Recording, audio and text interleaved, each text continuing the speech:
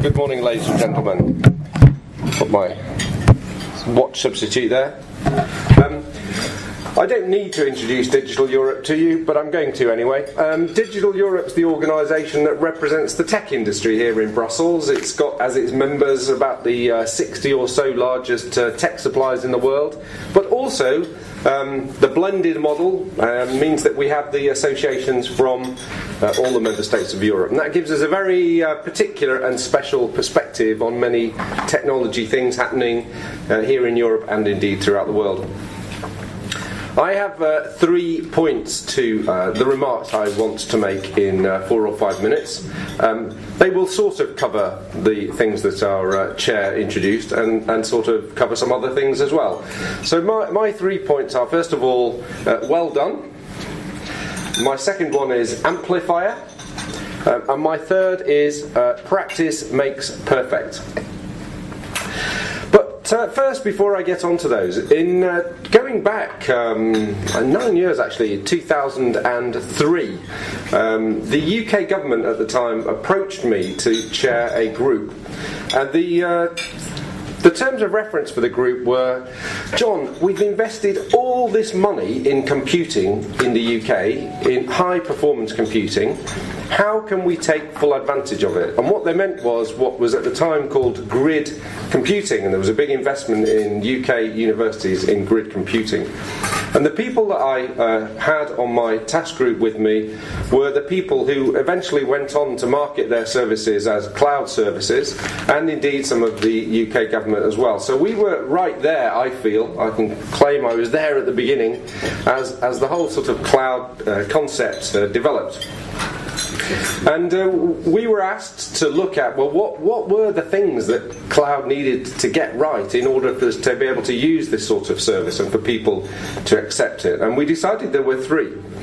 They fell into 3 areas. First of all, trust and confidence and privacy, and that my data would be protected. So there was the trust and confidence argument. There was the how will we buy it and how will we pay for it? How will we buy it? How will people buy this service? And then the third thing was, well, if it's going to work, we're going to need a really good communications infrastructure to deliver it to the users. So those were our 3 takeaways 9 years ago that we needed. And it's interesting to see those play out today. Then my next dabble in the cloud, if you can dabble in clouds, was about 3 years ago when the then government CIO in the UK, John Suffolk, approached me in my role running the UK industry body and asked if we would work with them to develop the UK government cloud strategy. So we put a call out to our members, anybody want to provide the UK government with some free consultancy? And I was staggered by the response. We had 107 people step forward, a lot of those from small companies, to help shape the UK government cloud strategy. And that to me really opened my eyes to the appetite for the supply side, particularly the SME community, to get engaged in this. So let me turn very briefly then to my 3 points. My first of all, well done. And it's a well done to Ken and the team, because I think the description of the potential of cloud in that document is excellent. We couldn't have written a better document, Ken. And I think it's really very good explanation of the prize to be had for Europe from cloud. But the second point, the amplifier, which is saying things more loudly or making things louder. I think what cloud does to many of the issues that we want to debate, like standards and data protection, is it amplifies them. So if you go back to the pre-computing days, we always had issues with data privacy, but we had protocols for how to transfer documents from one department to another. We had those protocols. When you introduce IT into it, it makes things ever so much easier and quicker, and so the issues become the same issues, become greater, they become amplified. And that's what cloud is doing to many of the issues, the policy issues that we face today. So the way we approach this in Digital Europe is to see that cloud amplifies the needs to get some of these thorny issues of copyright, data protection and standards right. even more than they were before. So that's my amplification point. And then my third point is practice makes perfect.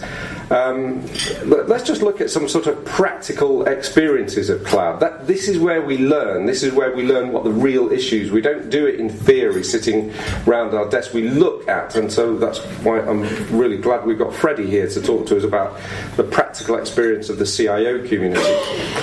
So if we look at our own experience, we in Digital Europe are a cloud user. Our concerns aren't really about lock-in to cloud service providers. My concern, if I have any lock-in concerns, would be into the applications that cloud provides. It's not actually into one service provider or another. So that experience of people using, buying, using, and even getting out of cloud services is something we need to learn from.